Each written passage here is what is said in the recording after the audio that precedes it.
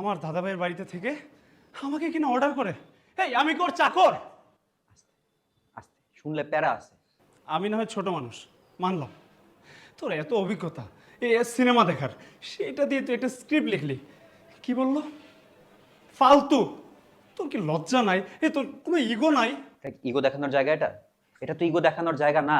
ঠিক আছে, কাজটা হোক, এটাই তো আসল। ভালো। কি তুই যা ইচ্ছা তাই কর, আমি এসবের মধ্যে নাই। আমি ওই জমিদার নিয়ে চাকর হইতে পারবো না। তোকে তোকে চাকর হইতে বলে নাই।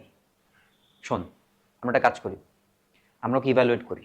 হ্যাঁ, আর দেখ, ও যদি এই বাড়িটা বিক্রি থামাইতে পারে তাহলে কার লাভ? তোর, আমার।